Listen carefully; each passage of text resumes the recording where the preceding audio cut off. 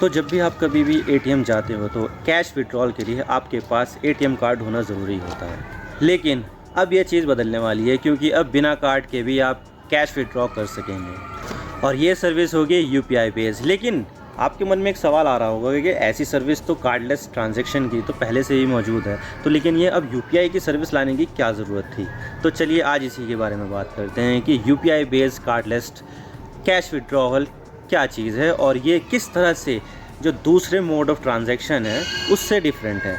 तो आज इसके बारे में हम बात करते हैं, लेकिन उससे पहले हम न्यूज़ आर्टिकल्स पर चलते हैं। तो चलिए न्यूज़ आर्टिकल पर चलते हैं। Cardless cash withdrawal via UPI at all banks ATMs soon. How will this benefit you? Business Standard Monetary Policy Review soon withdraw cash from any ATM using UPI.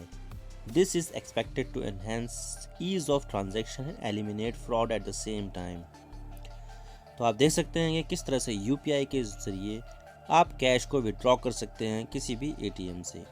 तो कुछ दिनों पहले ही RBI की monetary policy committee की meeting हुई थी, जिसमें ये डिसीजन लिया गया था कि जल्द ही आपको सभी ATM में कार्डलेस कैश विड्रॉल की फैसिलिटी मिलेगी जो UPI बेस्ड होगी। इसका मतलब ये हो कि अगर आपको ATM से कैश विड्रॉल करना है तो आपको किसी डेबिट या क्रेडिट कार्ड की ज़रूरत नहीं होगी। और RBI के गवर्नर शक्तिकांत दास ने ये कहा है कि अभी के लिए जो कार्डलेस कैश विड्रॉल की फैसिलिटी है वो कुछ ही बैंकों तक लिमिटेड है और अब UPI के ज़रिए कार्डलेस कैश विड्रॉल फैसिलिटी को पूरे देश के बैंकों और ATM में प्रोवाइड करने के बारे में प्रपोज किया गया है। और इसके अलावा RBI गवर्नर शक्तिकांत दास ने ये कहा है कि UPI के इस्तेमाल से ट्रांजैक्शन और सिक्योर हो जाएगा और कार्डलेस ट्रांजैक्शन जो फ्रॉड होते हैं जैसे कार्ड स्कीमिंग और कार्ड क्लोनिंग वो होना बंद हो जाएंगे। लेकिन सवाल यह आता है कि UPI बेस्ड कार्डलेस ट्रांजैक्शन किस तरह से काम करेगा।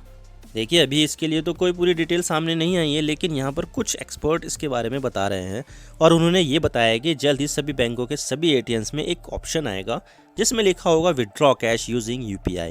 तो आपको उसको सेलेक्ट करना होगा।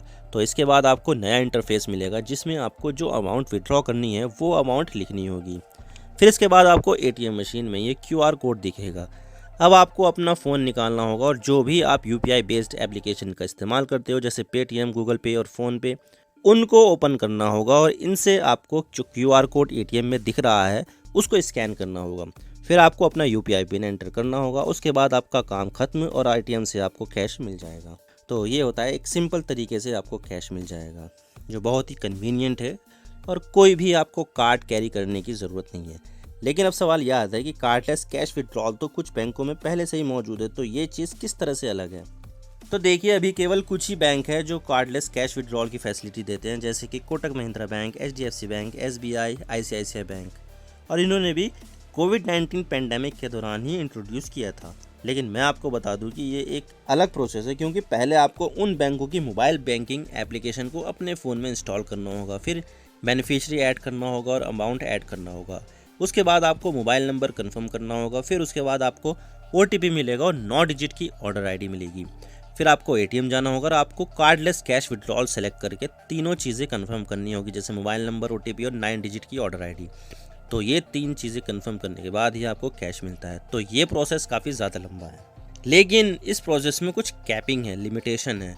जैसे कि अगर मैं बात करूँ तो HDFC बैंक की तो 100 रुपये से इसकी लिमिट शुरू होती है और पर डे 10,000 रुपीज़ तक रहेगी, यानी एक दिन में आप 10,000 रुपये तक निकाल सकते हो। और इसकी लिमिट 25,000 रुपये पर मंथ है, यानी कि मंथ में मैक्सिमम लिमिट 25,000 रुपये तक ही है। और दूसरी बात इसमें यह है कि इसमें आपको हर ट्रांजैक्शन पर 25 रुपये सर्विस चार्ज भी देना होगा। लेकिन अभी ये क्लियर नहीं है कि UPI बेस्ड कार्डलेस ट्रांजैक्शन पर सर्विस फी लगेगी या नहीं, या इस पर भी ट्रांजैक्शन की लिमिट रहेगी या नहीं। ये तो जब इंट्रोड्यूस होगा तभी पता चल पाएगा कि कैसा है ये।